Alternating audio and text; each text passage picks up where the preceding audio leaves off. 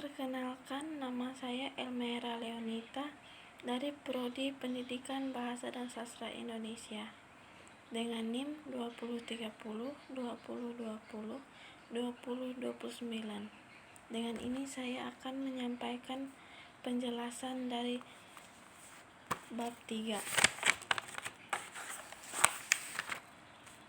yang berjudul strukturalisme. Strukturalisme merupakan cara pandang secara filosofis terhadap objek atau realitas.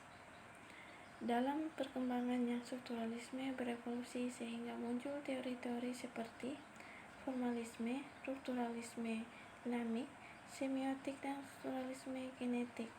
Dapat disimpulkan bahwa strukturalisme pada hakikatnya merupakan cara pandang tentang sesuatu hal sebagai sebuah sistem struktur yang dibangun dari relasi fungsional antar unsur-unsurnya.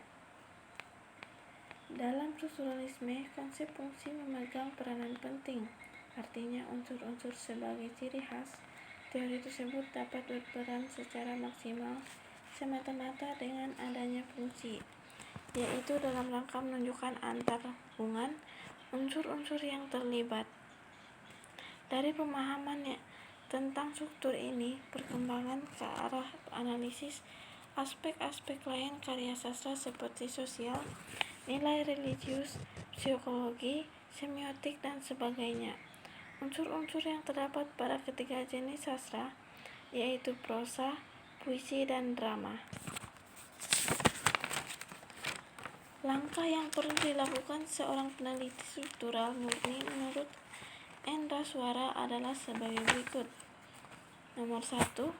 Membangun teori struktur sastra sesuai dengan genre sastra yang diteliti. Nomor 2. Peneliti melakukan pembacaan secara cermat, mencatat unsur-unsur struktur yang terkandung dalam bacaan itu. Yang ketiga, unsur tema sebaliknya dilakukan terlebih dahulu sebelum membahas unsur lain. Yang keempat, setelah analisis tema, analisis unsur-unsur lain yang digunakan.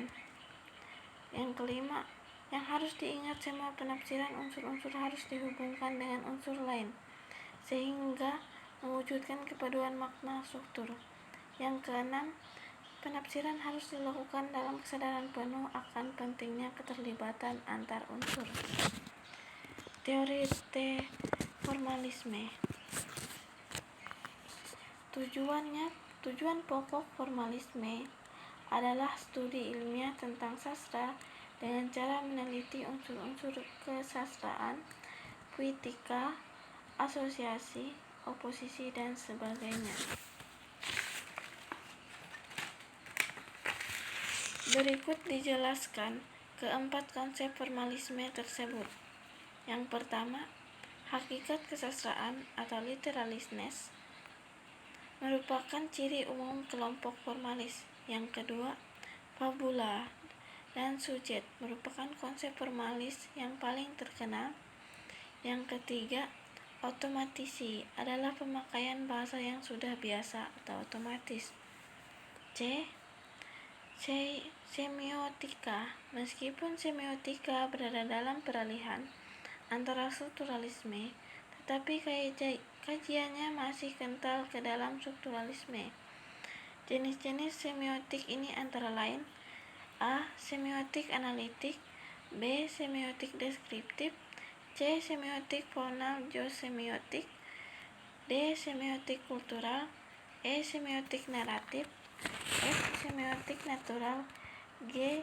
Semiotik normatif, H. Semiotik sosial, I. Semiotik struktural. D. Strukturalisme genetik.